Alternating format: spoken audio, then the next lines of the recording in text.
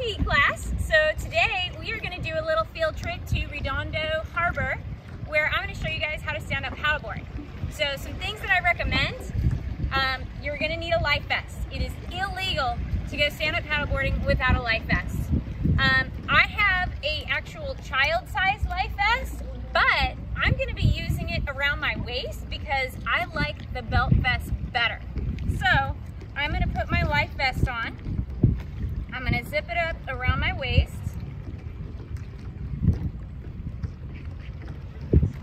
Just like that. And I have an inflatable stand-up board, so I did not show you the inflation because unfortunately my pump broke. But what I recommend, Dive and Surf, which is 2 blocks from here, has rentals for $15 for 2 hours. There's many other rental places right around the harbor, so if you guys feel like taking your board out for a spin, this is the public launch ramp. It is located right behind Ruby's.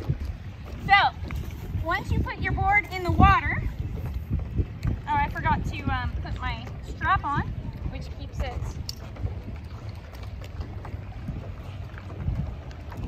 it on. So once you get your board in the water, you put your leash on. That way, in case you fall off the board for any reason, you will still be attached to the board. And it's very easy. You just put it around your ankle and put the Velcro on. So you can see my leash is around my left ankle because I am a left-handed. You have your paddle right here, which my paddle is actually a little bit short. I'm not going to adjust it today just for showing purposes. But when you stand up, you want to make sure that you have your paddle in your hand ready to go. And you actually, when just starting off, you want to start on your knees because it's a more stable position. So when you are starting on the board, you can see that it's a little bit choppy today. So you see how the water isn't very smooth?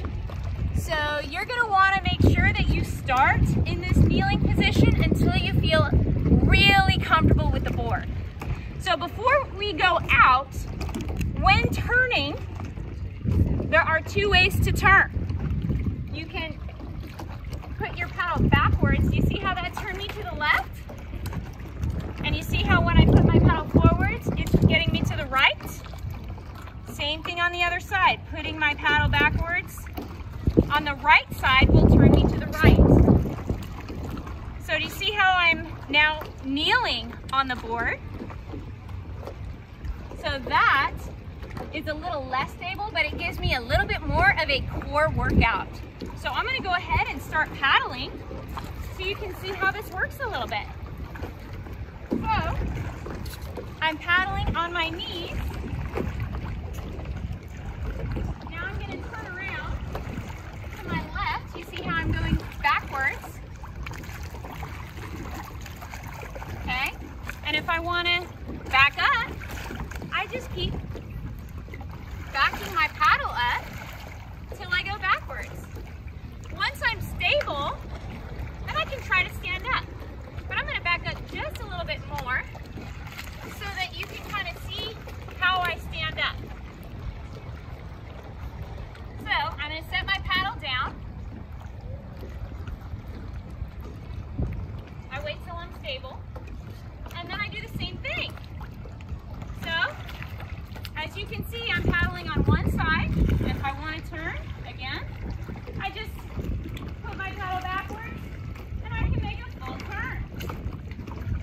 And then, when I'm standing,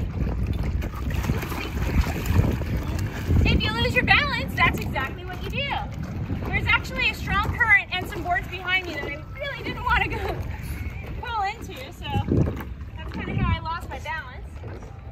But again, standing up, wait till I'm stable, and I can paddle. And now I can pretty much go wherever I want to go. And it's a great workout. So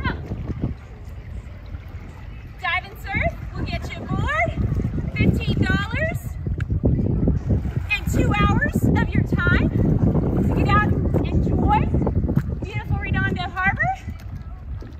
Again, there's also many other places that you guys can try. Hope you enjoyed today's lesson. Make sure to stay